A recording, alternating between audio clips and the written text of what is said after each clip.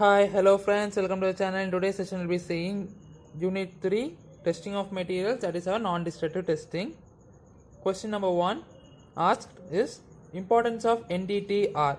A. Option A is given as to ensure product reliability. Option B is given as to ensure the safety of the operation. Option C is given as to maintain the uniform quality level.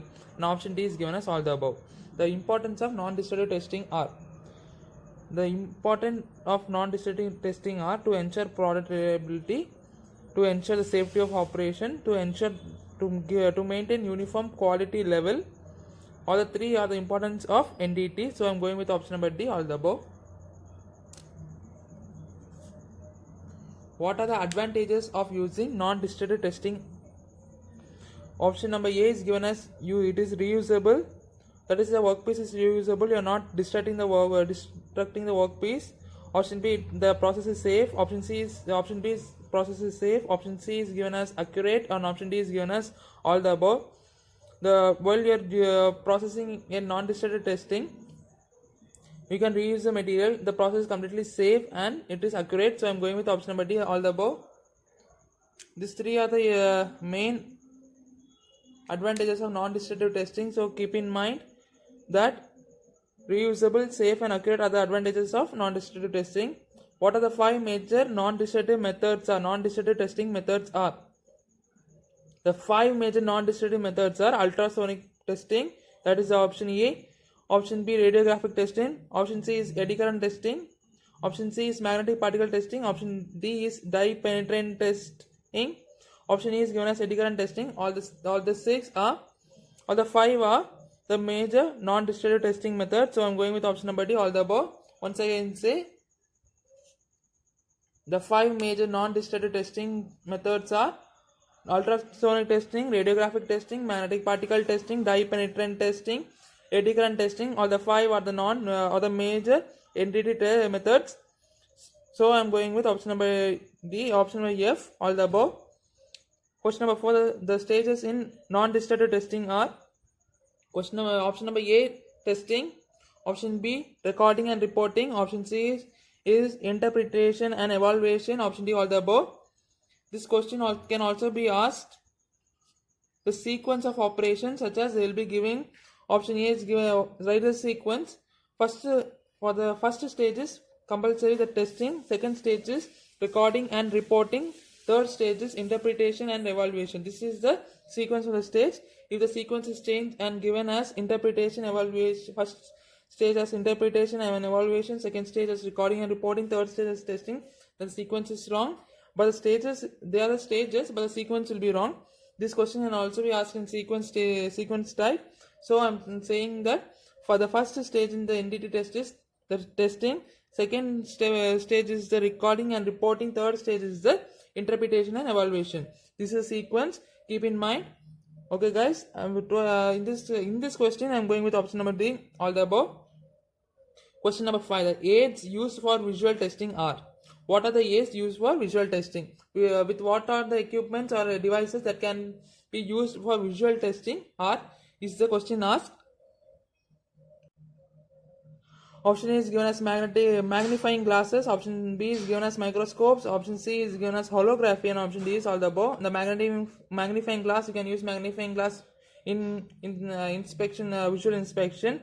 Microscopes also used in visual inspections. Holographic also is used in inspection. So I'm going visual inspection. So I'm going with option number D, all the above.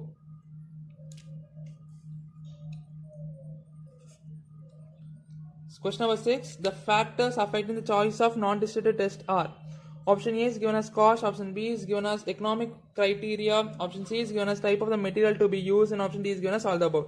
All the factors are affecting the choice of the non-destructive testing. So I'm going with option number D, all the above.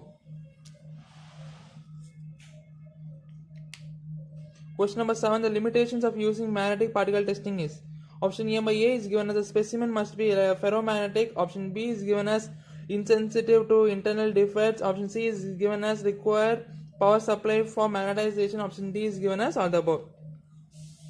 While using magnetic particle testing, the specimen must be definitely a ferromagnetism. If it is paramagnetism or ferromagnetic or diamagnetic, the material cannot be used for magnetic particle testing. It is insensitive to internal defects. Internal defects cannot be identified in magnetic particle testing. Required power supply for magnetization. Yeah, definitely it requires power supply for magnetization. First you have to magnetize material using the electrical power. You have to supply electrical power, then the material will magnetize. So it requires power for magnetization, power supply for magnetization. So I am going with option number D, all the above. Question number 8. The major components used in thermographic method is. Option number A is given as thermographic camera. Option B is given as control unit. Option C is given as PRC image processing unit. PC image processing unit. Option D is given as all the above. All the three are the major components in thermographic method. Thermographic camera, the control unit, PRC image processing unit is the major components used in thermographic method. So I'm going with option number D, all the above. Question number 9. What are the advantages of thermographic method compared to other NDT method? Data collection. Option number A is given as data collection system can record temperature changes with time. Question asks what is the advantages of thermographic method compared to other non-destructive method. Thermographic method is also a type of non-destructive method, but thermographic method is the best method in other compared to other NDT method. What makes that? This is the question asked. Option number A is given as data collection system can record the temperature changes with time. B, high speed, portable and non-contact. Option number C is ability to inspect large areas. Option D is given as all the above. Above 3, the data collection systems can record temperature changes with time.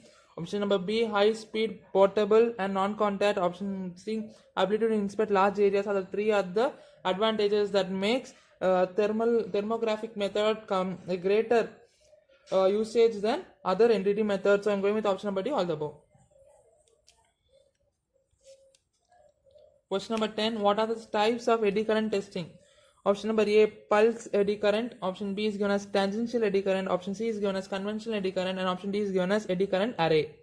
All the three are four are the types of eddy current testing. So note it. If they are asked, they can also ask given. They can also be given any two types of eddy current testing and some other testing, and they will be asked A and B and C are given a only one pulse eddy current and given other options. So just note all the four. These are very important types of MCQs. What are the types of eddy current testing? Option number A is given as pulsed eddy current. Option B is given as tangential eddy current. Option C is given as conventional eddy current, and option D is given as eddy current array. All the other types of eddy current testing. So I am going with option number D. Option number E, all the above.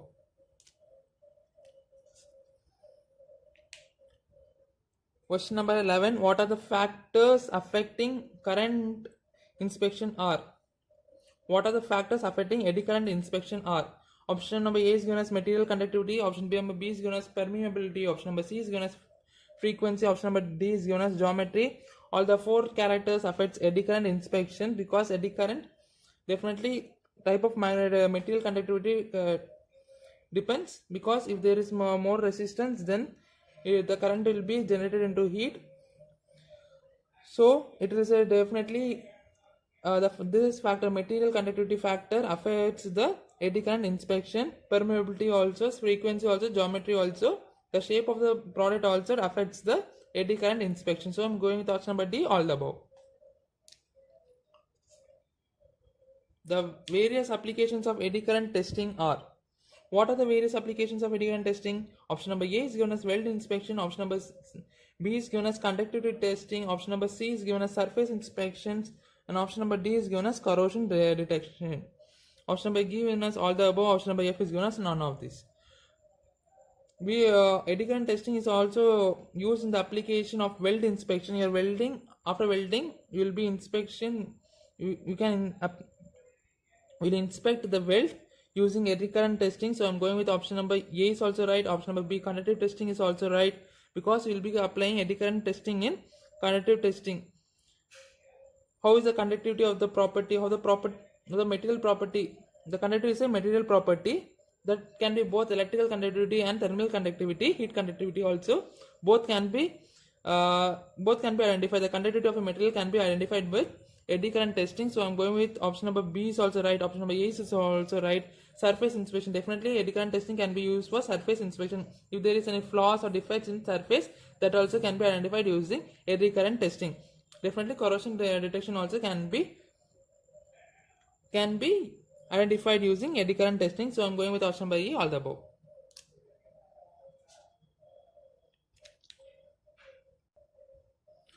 Question number 13, the advantages of using acoustic emission test. Question number A, option number A is given as high sensitivity, option number B is given as early and rapid detection of defects, option number C is given as cost reduction, option number D is given as all the above. What are the advantages of using acoustic emission test? Acoustic means sound.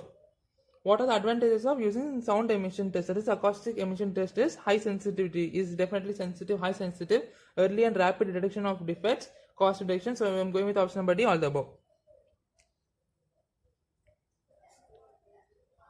Question number 14, the factors affecting sensitivity of inspection. What are the factors affecting sensitivity of inspection? What makes them wrong? What makes them right? That is the factors that are affecting sensitivity of inspection. How close you can get how close you can inspect a object. That is the fact. What are the factors that affect how close you can inspect a object? That factors we are going to see now. Option number A, geometrical complexity. Option number B is material density. Option number C is surface roughness. Option D is accessibility. Option number E is given as all the above. Geometric complexity. If the object is round, we can see from overall, if you see in the top view, you can see the overall object. So it definitely the geometrical complexity affects the sensitivity of inspection. Material density, if the material is more dense, it can't is easily sensible. You can easily sensible because if there is any holes in the middle, you can identify it. Surface roughness, if the surface is rough, then the inspection, there is some ups and downs in the surface, like hills and depths, hills and ponds on the earth surface. Like that, you have craters or holes on the surface of the moons. Like that, if the surface is there, then you can easily say there is flaws or creeps on the material. Accessibility, all the four affects the sensitivity of the inspection. So I'm going with option number E, all the above.